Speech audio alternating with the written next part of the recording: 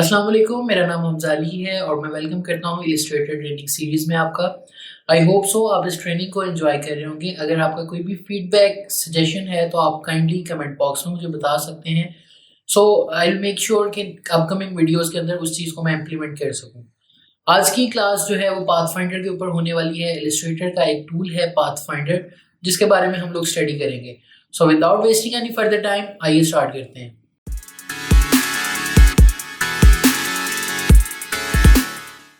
जी, तो हम आ गए इलस्ट्रेटर में और यहाँ पे हम जो बात करने वाले हैं आज पाथफाइंडर टूल के बारे में। अगर आपको पाथफाइंडर टूल नहीं मिल रहा, तो आप सिंपली विंडो में जाएँगे और यहाँ पे पाथफाइंडर है, इसके ऊपर क्लिक करेंगे।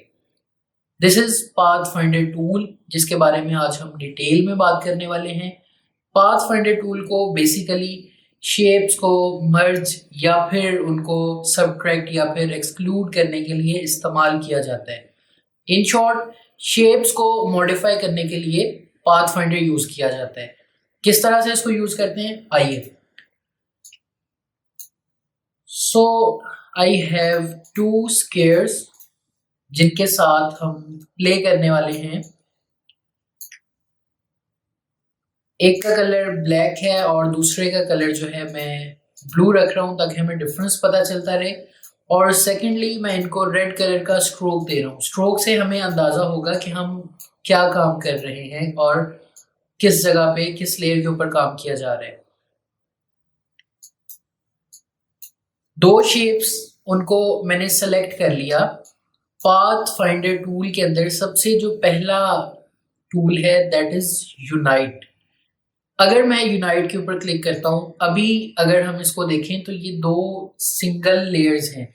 अभी मैं यहाँ पे लेयर वाला पैनल भी ले आता हूँ ताकि हम ज़्यादा अच्छे से इसको समझ सकें। मैं इसको ड्रैग करके यहाँ पे लेके आ रहा हूँ और इसको मैं थोड़ा सा एक्सपेंड कर लेता हूँ ताकि हमें पता चल सके। ये देखिए, यहाँ पे नंबर 1 एंड नंबर 2 दो लेयर्स हैं मेरे पास। जब मैं इनको सेलेक्ट करके यूनाइट के ऊपर क्लिक करूंगा तो ये इन दोनों शेप्स को मर्ज कर देगा और हमारे पास एक सिंगल शेप जो है वो क्रिएट हो जाएगी। मैं अगर लेयर्स में देखूं तो ये देखिए मेरे पास सिंगल शेप यहाँ पे आ गई है। अगर अनडू करें कंट्रोल Z प्रेस करके तो ये देखिए मेरे पास दो अलग अलग शेप्स थी। जब मैंने इनको सेलेक्ट करके यहाँ से यूनाइट किया तो ये एक सिंगल शेप के अंदर इसने इनको मर्ज कर दिया। सिमिलरली हमारे पास जो सेकंड ऑप्शन है दैट इज माइनस फ्रंट। इसका क्या मतलब है, मैं थोड़ा सा जूम इन कर लेता हूं ताकि हम थोड़ा डिटेल में चीजों को देख सकें। अब यहाँ पे जो फ्रंट के ऊपर शेप है दैट इज दिस वन। ये ब्लू वाली जो शेप है ये फ्रंट के ऊपर है। यहाँ हम लेयर्स में भी देख सकते हैं कि ब्लू वाली जो शेप है वो फ्रंट के ऊपर है। अब अगर मैं दोनों शेप्स को सेलेक्ट करता हूं और यहाँ से माइनस फ्रंट के ऊपर क्लिक करता हूं तो बेसिकली ये क्या करेगा, फ्रंट के ऊपर जो शेप है उसको डिलीट कर देगा और उसके साथ बैक एंड पे जितना भी एरिया बैक वाली शेप का आ रहा है ये उसको भी डिलीट कर देगा। अभी हम इसको प्रैक्टिकली करके देखते हैं। मैंने माइनस फ्रंट के ऊपर क्लिक किया तो ये देखिए इसने जो शेप फ्रंट के ऊपर आ रही थी उसको भी डिलीट कर दिया और जो शेप बैक पे आ रही थी, जितना पोर्शन उस फ्रंट वाले ने कंटेन किया हुआ था उसको भी डिलीट कर दिया। अनडू करते हैं। मैं ब्लैक वाली शेप को ऊपर वाली साइड पे लेके आता हूँ, ब्रिंग फॉरवर्ड। अब इन दोनों को सेलेक्ट किया। अब जो हमारे पास शेप है फ्रंट पे वो ब्लैक वाली है और अब अगर मैं माइनस फ्रंट के ऊपर क्लिक करूंगा तो ये देखिए ब्लैक वाली जो शेप थी वो उसको डिलीट कर दिया इसने। उसके साथ साथ जितना पोर्शन ब्लैक वाली शेप के बैक साइड पे आ रहा था उसने उसको भी डिलीट कर दिया। So this is minus front. अब जरा हम बात कर लेते हैं नेक्स्ट टूल्स की। तो इसके लिए मुझे दो सर्कल्स रिक्वायर्ड होंगे। एलिप्स टूल से हम दो सर्कल्स जो हैं वो क्रिएट कर लेते हैं। एक का कलर मैं ऑरेंज रख रहा हूँ और एक का कलर ब्लैक है। इन दोनों को हमने स्ट्रोक इसलिए दिया हुआ है ताकि हमें पता चल सके कि दो शेप्स के अगर अंदर हम बात कर रहे हैं, दो शेप्स के अंदर काम कर रहे हैं, सो वो हमें पता चल सके। सो यहाँ पे मैंने दोनों शेप्स को सेलेक्ट कर लिया। यहाँ पे मेरे पास ऑप्शन है इंटरसेक्ट का। इसकी बहुत आसान सी एग्जांपल है, हम बचपन में मैथ्स में पढ़ते होते थे वो यूनियन और इंटरसेक्ट वाला सीन, ये वही सीन है। अब मुझे एग्जैक्टली वो क्वेश्चंस याद नहीं है, I am sorry, I am really bad at math, so गुजारा कर लें। अच्छा, अगर मैं इंटरसेक्ट के ऊपर क्लिक करता हूँ तो ये बेसिकली क्या करेगा कि इन दोनों शेप्स में जो चीज़ मुश्तरका है, म्यूचुअल है, ये उसको रख लेगा और जो अराउंड इसके और कोई भी शेप्स बन रही हैं उनको डिलीट कर देगा। लाइक अगर मैं इसके ऊपर क्लिक कर रहा हूँ तो ये देखिए, मैंने जैसे आपको बताया था कि जो इन दोनों शेप्स के अंदर म्यूचुअली आ रहा है एरिया, ये उसको रख लेगा और बाकी दो को डिलीट कर देगा। अगेन ये देखिए, अगर मैं इसको भी फ्रंट पे ले आऊँ सेम केस होगा। इन दोनों शेप्स का जो म्यूचुअल एरिया है दैट इज दिस पार्ट, ये उसको रख लेगा और बाकी को डिलीट कर देगा। अगेन हमारे पास जो नेक्स्ट टूल है दैट इज एक्सक्लूड, ये उसके बिल्कुल ऑपोजिट है।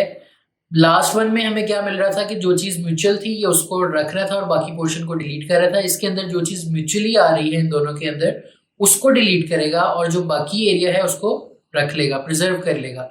अगर मैं इसके ऊपर क्लिक करता हूँ एक्सक्लूड के ऊपर तो ये देखें, इसने बेसिकली क्या किया, इसने जो म्यूचुअल एरिया ये वाला आ रहा था इसको इसने रख लिया और बाकी दो को डिलीट कर दिया। सो ये बेसिक टूल्स थे जो मोस्टली यूज किए जाते हैं। मैं खुद पर्सनली यही वाले टूल्स यूज करता हूँ। उसके बाद कुछ और हमारे पास टूल्स हैं जिनको हम डिस्कस कर लेते हैं। Number one is divide. Divide के लिए मुझे काफ़ी सारी शेप्स यहाँ पे चाहिए होंगी ताकि मैं आपको इजीली उसको एक्सप्लेन कर सकूं। ओके, एक को मैं रेड कलर दे रहा हूँ, दूसरे को ब्लू एंड ग्रीन। अच्छा, मेरे पास यहाँ पे तीन शेप्स हैं, तीन सर्कल्स हैं बेसिकली, अगर हम देखें तो। लेकिन जब मैं इनको सेलेक्ट करता हूँ, मैं जूम करके आपको दिखाता हूँ, तो ये जो बाउंड्रीज हमें नजर आ रही हैं ये कुछ और शेप्स भी म्यूचुअली क्रिएट कर रही हैं। लाइक अगर मैं इसको काउंट करूँ, नंबर वन ये वाली shape, number two this one, 3, 4, 5, 6 and 7, ये टोटल 7 शेप्स जो हैं वो क्रिएट करेगा। अगर मैं डिवाइड के ऊपर क्लिक करूंगा, बेसिकली जितनी भी शेप्स ओवरलैप कर रही हैं एक दूसरे को, ये उनको एक सिंगल शेप के अंदर कन्वर्ट कर देगा। मतलब हर एक शेप को अलग अलग ये जो डिवाइड कर देगा, मतलब नाम ही डिवाइड है, तकसीम करना है, ये सबको तकसीम कर देगा, डिवाइड कर देगा। हम इसके ऊपर क्लिक करके देखते हैं। मैंने 7 शेप्स आप लोगों को बताई थी। लेट्स सी ये 7 शेप्स अलग अलग क्रिएट करता है या नहीं। अब हम इनको काउंट कर लेते हैं, 1, 2, 3, 4, 5, 6 एंड 7। एग्जैक्टली जैसे मैंने आपको बताया था, इसने 7 शेप्स जो हैं वो यहाँ पे क्रिएट कर दी हैं। सो डिवाइड का मतलब है जितनी भी शेप्स आप इकट्ठी कर रहे हैं, अगर वो एक दूसरे को ओवरलैप कर रही हैं तो ये उनको डिवाइड कर देगा, उनको यूनिक शेप्स के अंदर कन्वर्ट कर देगा। उसके बाद नेक्स्ट देख लेते हैं हम।